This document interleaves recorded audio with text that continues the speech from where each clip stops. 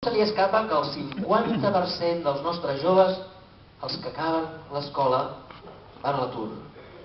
Clarament el sistema educatiu no funciona. Clarament el sistema educatiu és un desastre. Quan es parla de fracàs escolar, es parla dels nens que deixen d'anar a l'escola. El veritable fracàs escolar no són els nens que deixen l'escola. El veritable fracàs escolar són els nens que acaben l'escola. Són els nens que han fet cas als seus pares, i han fet cas als seus professors, i han estudiat, i han fet els deures, i han tret matrícules d'honor, i després de fer-nos cas estan a l'atur. I n'hi ha un de cada dos. Un de cada dos nens està així. Clarament és un fracàs de tot el sistema educatiu. A mi el meu pare, que alguns de vosaltres el coneixíeu, em deia: Xavier, si tu treballes, a la vida t'anirà bé. Si tu estudies, si tu fas els deures, si tu treus bones notes. Això avui no li podem dir als nostres fills, perquè fins i tot si treballen i treuen bones notes, s'aniran a l'atur. I aquest fracàs monumental és un fracàs que està passant a molts països del món.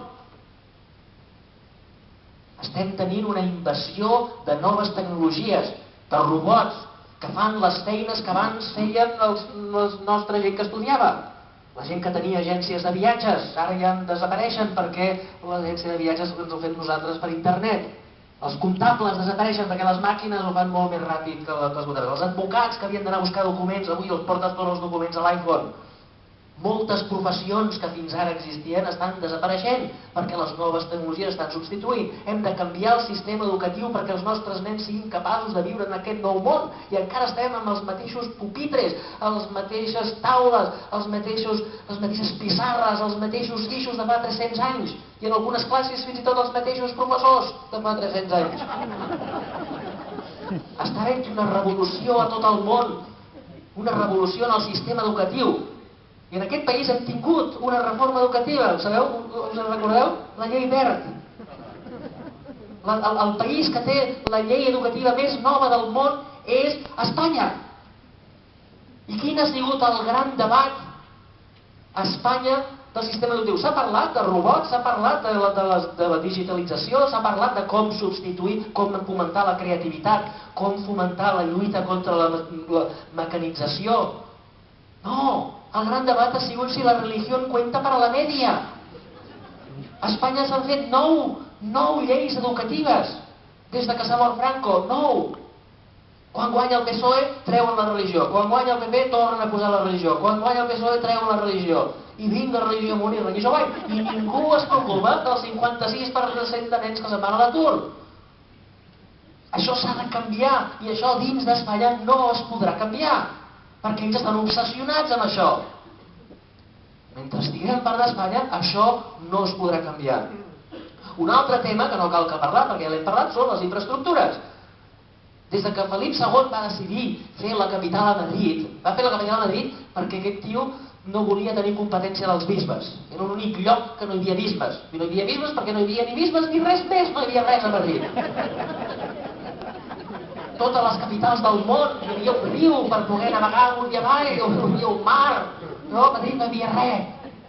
I com que no hi havia res, el senyor rei va haver, per poder anar a fer coses pel món i perquè la gent el anés a veure, va haver de fer uns camins, els camins rals, recordeu? Que són aquests camins que surten des de Madrid cap a tot arreu. I el rei va dir: jo pago aquests camins, els altres els pagueu vosaltres. I sobre aquests camins es van edificar les carreteres nacionals, les mateixes. I sobre aquestes carreteres nacionals es van edificar els trens, al segle XIX i al segle XX. I després es va edificar la xarxa d'autopistes, i després s'ha edificat l'AVE. I a sobre d'això s'ha edificat AENA, tots els avions van cap a Madrid. Això està molt bé. I està molt bé que tots els espanyols tinguin ganes d'anar a Madrid. Però a nosaltres no ens interessa. Nosaltres, que som gent de negocis, doncs volem anar a comerciar amb els bascos i volem comerciar amb els de València. Que sí? Doncs no podem.